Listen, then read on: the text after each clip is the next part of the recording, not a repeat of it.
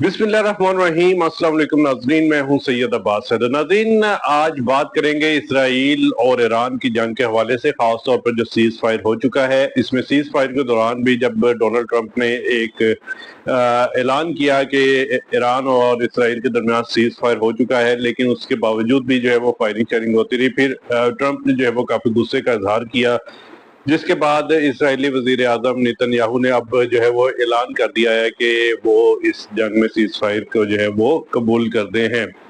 नाज़रीन, ये जंग शुरू हुई जब से, इस जंग में फतह किसकी हुई, नुकसान क्या क्या हुआ, ये सारा कुछ आज आपको बताता हूँ मैं इस व्लॉग में। खासतौर पर अगर बात करें इस वक्त जो जंग हुई थी, इस जंग के सूरत हाल के हवाले से कि ये जंग जो है वो मकसद इसका क्या था। बेसिकली मकसद जो इसराइल का था, एक तो ईरान की न्यूक्लियर पावर बनने से उसे रोकना था, यानी न्यूक्लियर रिएक्टर्स को, और साथ ही साथ न्यूक्लियर फैसिलिटीज को जो है वो तबाह करना था। दूसरे नंबर पर रिजीम चेंज जो है वो ईरान की जानिब से और खासतौर पर इसराइल की जानिब से और अमेरिका की जानिब से बहुत ज्यादा एम्फेसाइज किया गया कि रजीम चेंज किया जाए और लोगों को उकसाने की कोशिश की गई।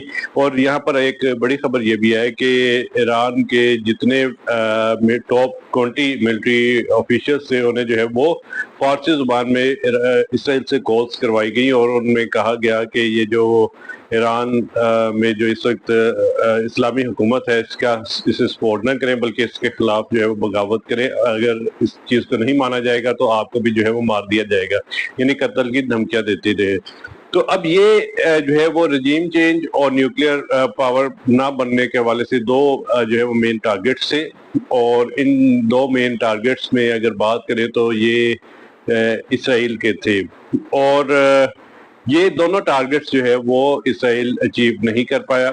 बेशक ईरान के पास जो है वो स्ट्रॉन्ग एयरफोर्स नहीं है, स्ट्रॉन्ग जो है वो उनका दफाई एयर डिफेंस सिस्टम नहीं है, लेकिन इसराइल की जो है वो टेलिएशन में ईरान के पास जो चीज़ सबसे ज़्यादा इम्पोर्टेंट थी, जिससे अभी इसराइल डर भी चुका है, और वो ईरान के जो बैलिस्टिक और क्रूज मिसाइल है। नाज़रीन, अभी तक मैं आपको बताऊं तो इस वक्त जो तकरीबन 23,000 के करीब जो बैलिस्टिक मिसाइल हैं वो इस वक्त ईरान के पास हैं। बेशक स्ट्रक्चरल नुकसान जो है वो दोनों तरफ पे काफी हुआ है।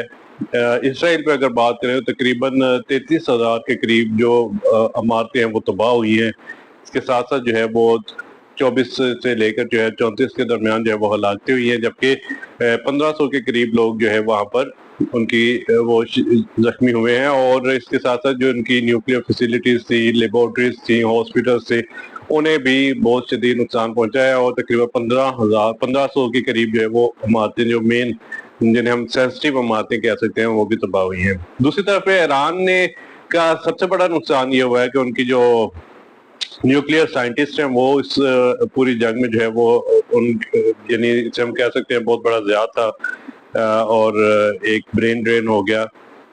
दूसरे नंबर पर अगर बात करें तो ईरान का जो डिफेंस सिस्टम है उसने जो है वो ज़्यादा अच्छा काम नहीं किया, जिसकी वजह से जो है वो ईरान को काफ़ी मुश्किलात हुई। और सबसे ज़्यादा इम्पोर्टेंट जो ईरान को अभी भी सोचना चाहिए कि सबसे ज़्यादा जो इम्पोर्टेंट चीज़ थी वो ये थी कि ईरान के अंदर जो है वो जो मुखबर थे इसराइल के, और जिन्हें हम कह सकते हैं गद्दार थे, वो बहुत ज़्यादा थे। और उस गद्दारी की वजह से ईरान को जो है वो बहुत भारी कीमत जो है वो उठानी पड़ी।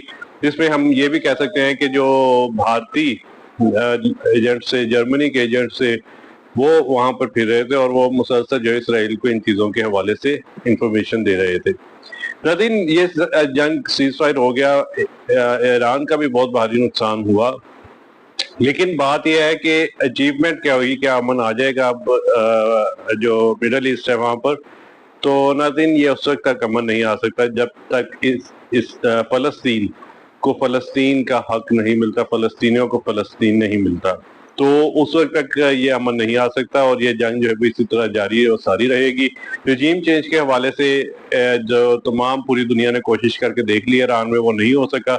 तो अब सूरत हाल ये है कि ईरान जो है वो एक स्ट्रॉन्ग मुल्क बनकर सामने आया है, और इस्लामी ममालिक ने बड़ा अच्छे तरीके से इसे सपोर्ट भी किया। इस सीज फायर में ट्रंप ने अपनी फेस सेविंग इस तरह से की है कि अगर ट्रंप जो है वो اس میں کسی طرح سے مزید اسے لنگر آن کرتا ہے تو اس سے یہ ہوتا ہے کہ ٹرمپ کے خلاف جو اس وقت مظاہرے ہو رہے ہیں جو نہ صرف امریکہ میں ہو رہے ہیں بلکہ پوری دنیا میں ہو رہے ہیں وہ مزید بڑھتے ہیں اور ٹرمپ جو ہے وہ مزید گندا ہوتا ہے. تو اس وقت ایک تو فیس سیونگ دی گئی ہے اسرائیلی وزیر اعظم نیتن یاہو کو، اور دوسرے نمبر پہ جو ہے وہ ٹرمپ نے اپنی فیس سیونگ کی ہے، اور تیسرے نمبر پہ ایران جو ہے وہ ایک اچھی اور اسٹرانگ پاور بن کے سامنے آیا. اب ایران کو جو ہے وہ تمام چیزوں کو دیکھنا چاہیے تاکہ معاملات کو جو ہے وہ آگے اسٹیبل کر سکے. اپنے میزبان سید عباس صدر کو اجازت دیجیے. اللہ حافظ.